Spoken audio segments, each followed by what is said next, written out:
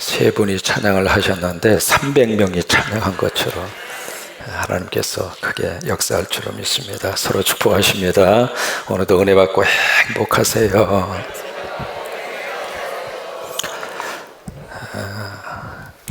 오늘 에레미야 31장 말씀의 전체적인 주제는 바로 뭐냐면 회복입니다. 한번 해보실까요? 회복. 우리는 회복을 다른 말로 말하면 이제 살림이라 그렇게 다시 한번 해석을 해봅니다. 이 살림의 거룩한 역사는 누가 일구시느냐면 하나님이 우리에게 주십니다. 그래서 우리가 예수 믿고 하나님을 믿으면 하나님이 내 속에서 살림의 역사를 주십니다. 영적으로도 살려주시고 또 우리의 육체도 살려주시고 또 생각도 살려주시고 또 하나 평소에 가장 중요한 것 중 하나가 말입니다.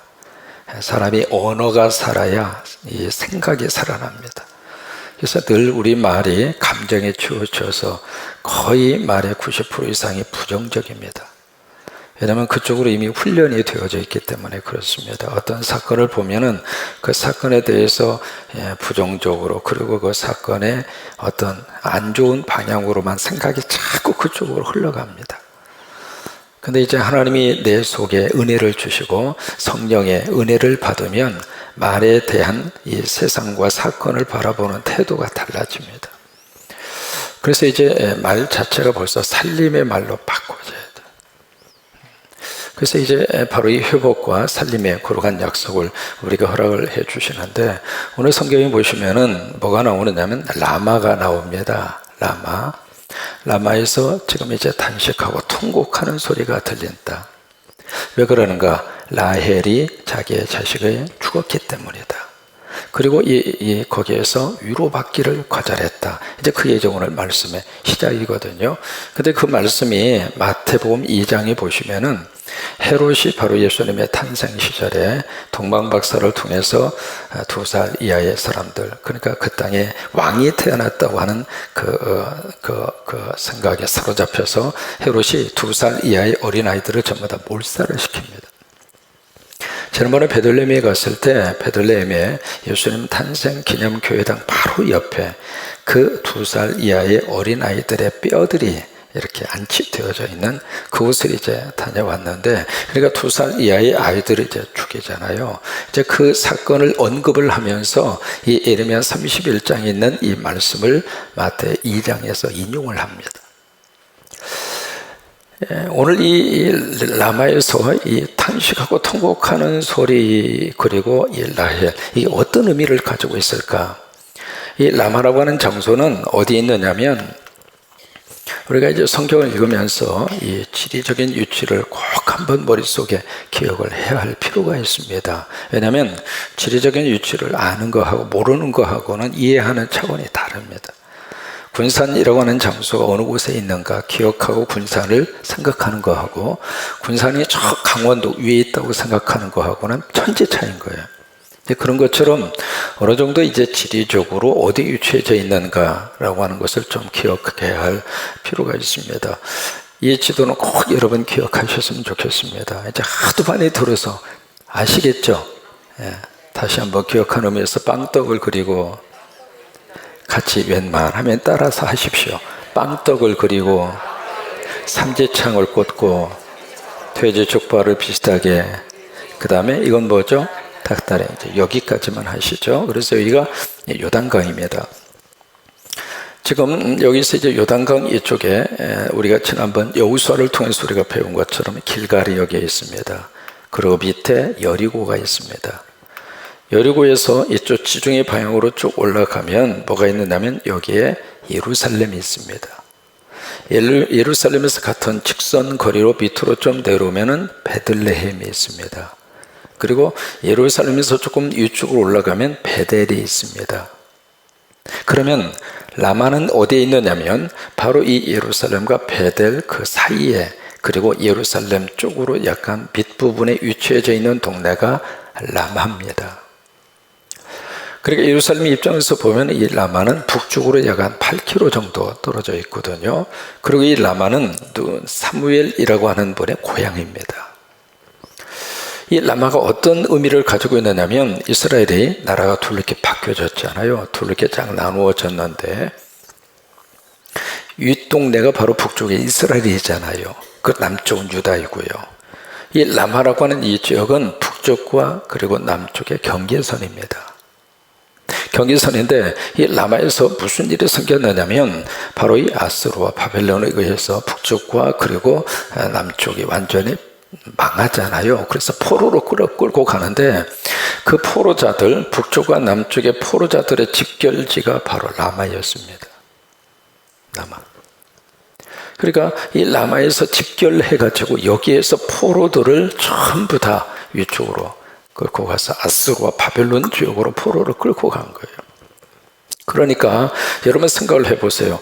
지금 정든 땅을 통제해야 되고 그리고 이제 완전히 포로가 돼서 끌려가기 위해서 이 라마에 모였으니까 그 라마에 모인 그 사람들이 어떨 것 같아요? 대성통곡하죠. 그래서 거기서 슬퍼하며 통곡하는 소리가 그래서 나는 거예요. 갑자기 나라가 사라져버리고 나라가 망해버리고 이제는 완전히 굴비역듯이 완전히 포성줄에 묶여가지고 이제 살지 죽을지 모르는 그 사지의 땅으로 지금 끌려가면서 끌려가기 전에 이곳에 모인 사람들의 그 마음과 심정이 어떡할까? 여러분 이런 모습을 보면 무슨 생각이 드느냐면 어떤 일이 있어도 하나님께서 이 나라 지켜주셔야 됩니다. 여러분 나라가 힘이 있어야 백성도 어깨 펴고 살아요. 나라가 힘이 있어야 그래야 어느 곳에 가든지 기죽지 않고 삽니다. 여러분 똑같은 원리예요. 집이 흔들리지 않아야 자식이 세상에 가서 꿀리지 않고 당당하게 살 수 있는 것처럼 나라도 똑같아요. 그 라마라고 하는 지역이 바로 그런 지역이에요. 그러니까 이 라마라고 하는 지역은 남북한 그 나라 전체, 이스라엘 전체를 의미하는 상징적인 지명입니다. 그 다음에 여기서 이제 라헬이라고 하는 사람이 등장을 합니다. 라헬. 이 라헬은 바로 야곱의 부인이잖아요. 근데 야곱의 부인인데 이 라헬은 어떤 의미를 가지고 있느냐면 이 라헬이라고 하는 이름의 뜻이 어떤 이스라엘 백성들에게 어머니의 의미를 가져다 줍니다. 그래서 이 라헬이 이제 첫 번째 낳은 자식이 요셉이잖아요. 그리고 두 번째 낳은 자녀가 베냐민입니다. 그런데 그 두 번째 베냐민을 낳으면서 라헬이 세상을 떠납니다. 그래서 지금도 이쪽 베들레헴 지역으로 이제 가시다가 보면 라헬의 무덤이 있습니다. 한 여인의 무덤이 지금부터 4,000년 전에 있었던 그 무덤이 지금까지도 보존이 되어져 있습니다. 여러분 그런 것은 흔하지가 않습니다.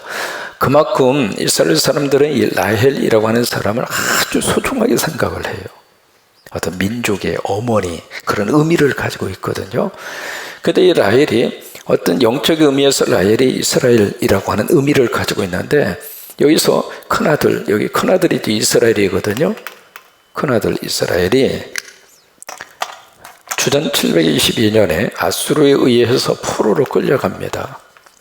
그러니까 어머니의 입장으로서는 큰아들이 지금 남의 나라로 끌려가는 거예요. 큰아들이 지금 어려움을 겪고 있는 거예요. 그러다가 그 다음에 두 번째 BC 587년에 둘째 아들 유다마저 바벨론에 의해서 포로가 되고 망합니다. 그러니까 이 라헬의 입장으로서는 큰 아들 잃고 그 다음에 둘째 아들까지 잃은 거예요. 그러니까 라헬이 막 통곡하고 우는 거예요. 여러분 이해가 되십니까? 라마라고 하는 지역은 이스라엘과 유다의 포로들이 집결된 장소, 그래서 통곡하고 오는 것이고, 라헬의 입장으로서는 큰아들, 영적 의미에서 큰아들은 이스라엘이 아수르에서 망하고 둘째 아들 유다가 바벨론에서 망하고, 그러니까 통곡하고 오는 거예요. 그래서 막 이 라마에서 통곡하고 오는데 참 기가 막히죠. 위로받기를 거절하였도다. 아니 위로가 됩니까? 이 상황에서 누가 와서 무슨 말을 한들 그게 귀에 들어오느냐고요. 그러니까 막 위로받기를 거절하면서 통곡하고 그리고 울고 있는 그들에게, 여기 하나님이 그들에게 뭐라고 위로를 하시는가, 뭐라고 위로를 말씀을 주시느냐면 한번 보세요. 16절의 말씀입니다. 15절의 말씀이 바로 그 말씀이에요. 15절. 그래서 15절에 보시면 라마에서 슬퍼하며 통곡하는 소리가 들리니, 그 다음에 라헬이 그 자식 때문에 애곡하는 것이라. 그 자식은 바로 라헬의 영적 의미에서 이스라엘과 유다를 가리킨다, 그렇게 말씀을 드렸죠. 그래서 그가 자식이 없어졌다는 이야기는 망해버렸다, 그 말이에요. 그래서 위로받기를 거절하는도다, 바로 그거예요. 근데 16절을 보시면 여호와께서 이와 같이 말씀하시느니라. 내 울음소리와 내 눈물을 멈추어라. 그들이 울고 있는 그 울음과 그 슬픔과 통곡을 하나님께서 오셔서 이제는 됐다, 이제 그만 울어라. 여러분, 이 시간 성령님이 여러분 가운데 오셔서 여러분들의 눈물을 닦아주시기를 바랍니다. 살다가 보니까 너무 아파하고, 살다가 보니까 속에서 통곡할 수밖에 없는 그런 일도 만날 수 있고, 그런 사건 속에 우리가 끼어 들어갈 수도 있고, 그런데 주님이 오셔서 그래 슬프지, 됐어, 이제 눈물 그쳐, 이제는 더 이상 울지 마. 그래서 예배 때마다 하나님께서 우리 성도들에게 하나님이 다가오셔서 여러분들의 눈물을 꼭 닦아주시기 바라고, 여러분들의 슬픔을 위로해 주시기를 바라고, 그래서 지금 하나님이 오셔서 그렇게 말씀을 하시는 거예요. 됐어, 이제 더 이상 울지 마, 더 이상 울지 마, 그거예요. 왜 그런가? 내 일에 싹쓸 받을 것인즉 그들이 그의 대적의 땅에서 돌아오리라. 그러니까 지금 포로로 끌려갔던 이들이 영원히 포로 상태에서 끝나는 것이 아니라 그들이 돌아오리라. 그들이 다시 돌아오리라. 그 하나님의 회복의 약속을 그들에게 허락을 하시는 거예요. 여러분, 성령 안에서 빼앗긴 것을 하나님이 다시 회복하게 하시고, 없어진 것을 다시 회복하게 하시고, 내 품을 떠났던 것을 하나님이 다시 한번 회복하게 하시고, 그 은혜가 넘치기를 주의 이름으로 축원합니다. 마귀와 사탄이 오면은 우리를 다 빼앗아가요. 요한복음 있는 말씀대로 도적이 오는 것은 죽이고 멸망시키고 망하게 하려고 도적이 오는 거예요. 그러나 성령이 우리에게 오시는 것은 우리를 살리기 위해서, 우리를 살리기 위해서, 우리를 살리기 위해서 생명을 얻되 풍성하게 얻게 하려 하심이니라. 그러면서 17절 말씀에 뭐라고 말씀하시는가? 너희의 장래에 뭐가 있을 것이라. 너무 큰 하나님의 축복의 말씀입니다. 너희의 장래에 소망이 있을 것이라. 그 장래라고 하는 말은 두 가지의 뜻입니다. 첫째는 너희들의 미래에 희망이 있을 것이다. 두 번째, 너희의 후손들에게 희망이 있을 것이다. 여러분, 두 가지 말씀 다 우리에게는 아멘입니다. 나에게 희망이 있고, 나에게 소망이 있고, 우리 자식들에게 희망이 있고, 우리 자식들에게 소망이 있고, 바로 그거예요. 그러면서 17절, 그 희망이, 그 소망이 구체적으로 무엇인가? 너희 자녀가 자기들의 지경으로 돌아오리라. 이게 돌아오리라고 하는 말씀을 계속해서 반복해서 하고 있습니다. 그 다음에 18절과 19절의 말씀은 에브라임이라 합니다. 에브라임. 이 에브라임에 대해서 좀 이해를 해야 할 필요가 있습니다. 에브라임. 이 에브라임이 누구냐면 바로 요셉이 애굽에서 낳은 아들 중에 한 사람이에요. 요셉이 이제 애굽에 가서 온이라고 하는 제사장 딸과 결혼을 하잖아요. 그래서 두 아들을 낳습니다. 첫째가 누구냐면 므낫세입니다. 므낫세를 낳고 둘째가 에브라임을 낳습니다. 이 므낫세라고 하는 것은 그 과거를 잃어버렸다. 과거를 정리하고 과거를 내가 이제 잃어버렸다. 에브라임이라고 하는 것은 창대라고 하는 뜻입니다. 그러니까 이 요셉이 애굽 땅에 들어가서 과거에 그 형들에게 당했던 그 상처를 다 정리하고, 그리고 하나님의 복을 받아서 내가 다시 창대하리라, 그 의미를 가지고 아들의 이름을 이렇게 지은 거예요. 근데 큰아들이 므낫세거든요. 둘째가 에브라임이고요. 근데 그 아버지 야곱이 세상을 떠나면서 이 손주들을 축복합니다. 축복을 하는데 이 야곱이 손을 어긋장 내서 오른손으로 차자인 둘째인 에브라임의 머리에 손을 얹습니다. 왼손으로 장남인 므낫세 머리에 손을 얹는 거예요. 그러니까 요셉이 있다가 아버지 그거 안 해요. 그거 안 해요. 저 잘못 손을 얹었어요. 그러니까 야곱이 하는 말이 아들아 나도 한다. 장차 이 에브라임을 하나님이 큰아들보다도 먼저 들어 쓰실 것이다. 그렇게 해서 이제 어긋장되게 이렇게 축복하잖아요. 그렇게 축복을 한 대로 이 에브라임이 이스라엘 지파의 장자 지파가 됩니다. 여러분 부모님들의 축복 기도가 자식에게 그대로 가요. 내 입에서 나온 대로 하나님이 역사하시는 거예요. 그러니까 평소에도 자신에 대해서도 스스로에 대해서도 계속 예수님의 이름으로 스스로를 축복하세요. 그리고 우리 자녀들도 많이 축복하시고요. 여러분 기분 나쁘고 감정을 상한다고 빌어먹을로 막 그러면 자식이 빌어먹으면 좋겠어요? 그러니까 마음에 없는 말은 안 하는 게 좋아요. 그래서 이 에브라임이 이 북쪽 이스라엘의 대표적인 지파가 됩니다. 그래서 에브라임이라고 하는 말과 그 다음에 이스라엘이라고 하는 말이 같은 뜻입니다. 그래서 에브라임이 모든 면에 있어서 앞장서는 지파가 되어 여호수아, 여러분 기억하시죠? 가나안 땅을 점령한 여호수아가 에브라임 지파 출신이에요. 그래서 늘 앞장서서 나라를 세워가는, 그래서 이제 에브라임 하면 이스라엘과 같은 그런 의미를 가지고 있는 거예요. 그러니까 18절 19절의 말씀은 이 에브라임이 하나님 앞에서 막 회개합니다. 하나님, 그때 우리들이 참 여기 기가 막힌 비유를 하고 있습니다. 18절에 뭐라고 고백하고 있느냐면, 멍에에 익숙하지 못한 송아지 같은 내가 징벌을 받았습니다. 이게 무슨 말이냐면, 여러분 송아지에다 멍이를 씌우면 이 송아지가 가만히 있겠습니까? 막 길길이 날뛰죠. 멍이를 한 번도 매보지도 못했으니까 막 답답하기도 하고 막 그 멍이를 벗으려고 막 몸부림을 치잖아요. 그러니까 이 에브라임이 그렇게 고백을 하는 거예요. 그때 하나님의 말씀을 주시고 율법을 주시고 그때 하나님께서 이렇게 하라고 하는 말씀을 주셨을 때 그때 마치 한 번도 멍이를 매보지 못한 송아지처럼 우리가 그것을 막 벗어 던지려고 그렇게 날뛰고 하나님 앞에 반항하고 그 이야기예요.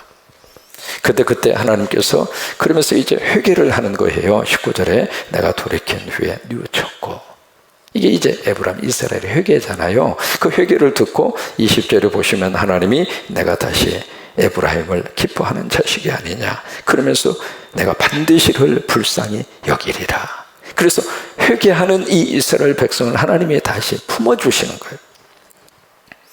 그러면서 21절에 보시면 처녀 이스라엘아 너희 이정표를 세우고 편말을 만들고 큰 길 내가 전에 가던 길을 마음에 두려 돌아오라. 내 성부로 돌아와. 돌아오도록 하나님이 역사하시겠다 그 말이죠. 그러면서 22절에 보시면 여호와가 새 일을 세상에 창조하였나니, 그 새 일이 무슨 일이냐면 이스라엘의 회복입니다. 이스라엘 회복, 그 회복을 하나님께서 창조하나니 곧 여자가 남자를 둘러싸리라. 이게 좀 해석이 필요한 부분입니다.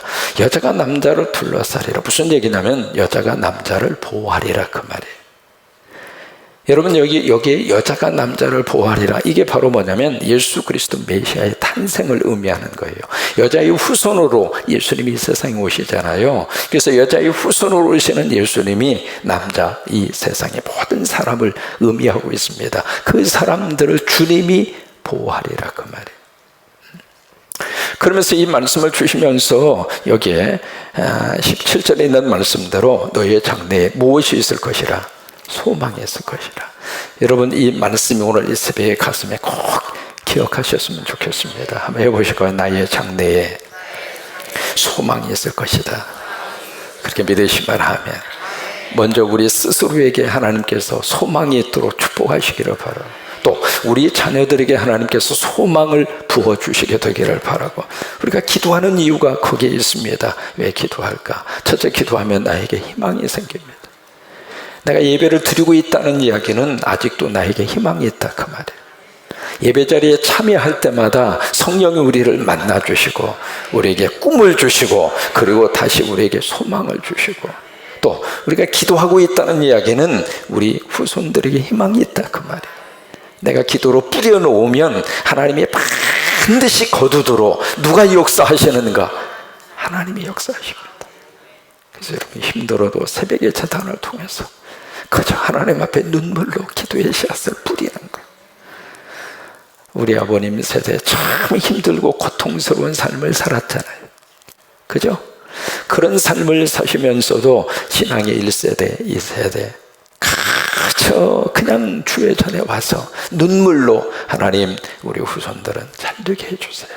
우리 후손들은 잘되게 해주세요. 여러분 그 기도대로 지금 잘 됐어요? 안 됐어요? 지금 세계 역사 속에 2차 세계대전 이래 원조받던 나라가 원조해주는 유일한 나라가 대한민국입니다. IMF라고 하는 저기를 맞은 나라가 굉장히 많습니다. 근데 그 나라 가운데 최단 시일 내에 IMF로 극복한 유일한 나라가 대한민국입니다. 무슨 얘기냐면 그때 뿌려놓았던 기도를 하나님이 들으셔서 우리 민족에 소망을 주신 거예요. 소망. 절대 희망이라고 하는 책을 쓰신 분이 있습니다. 누구냐면 이희대 박사입니다. 그분이 누구냐면 영동 세브란스 병원의 암센터 소장입니다. 근데 그분이 그 책을 쓰게 됐는데 암센터 소장인데 그분이 대장암 말기입니다. 암 4기 환자입니다. 본인이 암을 가지고서 그 암 환자 4기의 그런 몸인데 그 몸을 가지고 암센터 소장으로서 환자들을 치료하고 있는 거예요. 여러분 좀 뭔가 이렇게 좀 안 맞잖아요. 근데 보통 암 4기 정도 가면 일반적으로 생각하는 게 3개월에서 6개월 산다고 하는 것이 거의 보통의 생각입니다. 근데 그렇게 판정을 받고도 이분이 8년 동안 암센터 소장으로서 일을 하고 있어요. 절대 절망의 그 속에서도 이분은 절대 희망을 붙들고 사는 거예요. 그러면서 하는 말이 이 암이라는 녀석이 내 허락도 없이 내 집에 들어와서 돈도 안 내고 지금 전세를 살고 있다. 그러니까 이 세상적인 눈으로 봐서는 더 이상 어떻게 해볼 수 없는 그런 상태인데 그분에게는 뭐가 있는가? 예수님이 계세요. 그분에게는 성령님이 계세요. 그러니까 믿음으로 자기의 삶 속에서 절대 절망 속에서 희망을 붙드는 거예요. 그러니까 희망을 붙들으니까 거기서 암을 이길 수 있는 힘을 하나님이 주시는 거예요. 우리가 세상적인 치유도 있지만은 영적인 치유가 반드시 있습니다. 그러니까 세상적인 치료의 방법이 끝났다고 생각하는 순간 모든 것을 거의 대부분 다 놓아버립니다. 왜? 더 이상 희망이 없구나. 근데 이분은 세상적인 치료보다도 영적 치유가 있다고 하는 믿음과 확신이 있는 거예요. 하나님이 고치시면 고친다 이 말이에요. 하나님이 고치시면 고친다 그 말이에요. 그러면서 거기서 희망을 가지고 본인이 암 환자 4기임에도 불구하고 환자들, 그러니까 이 이희대 박사를 만나는 분들은 이 암 환자들이 큰 소리를 못 치는 거예요. 왜? 워낙 센 사람을 만난 거예요. 예제가는 암 가지고는 죽는 소리를 못 하는 거예요. 왜? 나봐요. 그러면 할 말이 없는 거예요. 오늘 여기 하나님이 말씀하십니다. 바로 너희의 장래에 소망이 있을 것이라. 같이 고백하십니다. 너희의 장래에 소망이 있을 것이라. 여러분 베토벤 여러분 기억하시죠? 악성이라고 이름이 붙여진 음악계의 거장이잖아요. 그때 베토벤의 삶을 들여다보면 지긋지긋한 가난과 그리고 병으로 평생을 그렇게 살았어요. 17살 때 아버지가 세상을 떠납니다. 28살 때 베토벤 청각에 이상이 생깁니다. 아니 음악하는 사람이 안 들리면 그게 뭐예요? 그래서 이분이 유서를 씁니다. 자기 동생들에게 둘이 있었는데 그 동생들이 유서를 쓰면서 내가 더 이상 삶의 의미를 못 찾겠다. 그러면서 유서를 쓰고 자살을 결심합니다. 자살을 하려고 하는 순간에 참 묘하죠. 다시 생각을 바꿔 먹습니다. 그러면서 내가 죽을 결심을 하고 내 음악의 세계에 내 인생을 바친다. 그렇게 생각한 거예요. 그러고 나서 25년의 세월이 지납니다. 25년의 세월이 지난 다음에 오스트리아 비엔나라고 하는 그 한 극장에서 뭐가 있었느냐면 베토벤의 마지막 교향곡인 합창 교향곡을 연주를 합니다. 그 연주를 하는데 그때 이미 베토벤은 청력을 100% 상실합니다. 그 음악을 들을 수도 없고 거기에 있었던 관중들이 우리와 같은 박수를 치지만은 그 박수 소리조차도 듣지를 못합니다. 그런데 그 합창 교향곡 안에 뭐가 있었는가? 환희의 송가라고 하는 파트가 있습니다. 여러분 오늘 그 베토벤의 합창 교향곡 한번 인터넷으로 찾아서 한번 들어보세요. 그 안에 환희의 송가라고 하는 그 부분이 있거든요. 그 환희의 송가, 너무 주님 앞에서, 하나님 앞에서 희망을 이야기하는 거예요. 그것을, 그 곡을 갖다가 찬송가로 만든 것이 64장입니다. 64장을 한번 펴보세요. 자, 64장. 베토벤의 환희의 송가라고 하는 그 곡에다가, 거기다가 이제 그 작사를 해서 붙인 이 곡이 64장 찬송입니다. 거기 보시면 기뻐하며 경배하세 영광의 주 하나님, 주 앞에서 우리 마음 피어나는 뭐 같아요? 꽃 같다. 죄와 슬픔 어떻게 하고 사라지고 의심 구름 어떻게 하고 거치니 변함없는 기쁨의 주 밝은 빛을 주시네. 이게요, 지금 베토벤이 막 잘 나갈 때 저희가 나온 게 아닙니다. 왜 그럴까? 그 베토벤 속에 하나님이 소망을 주셨어요.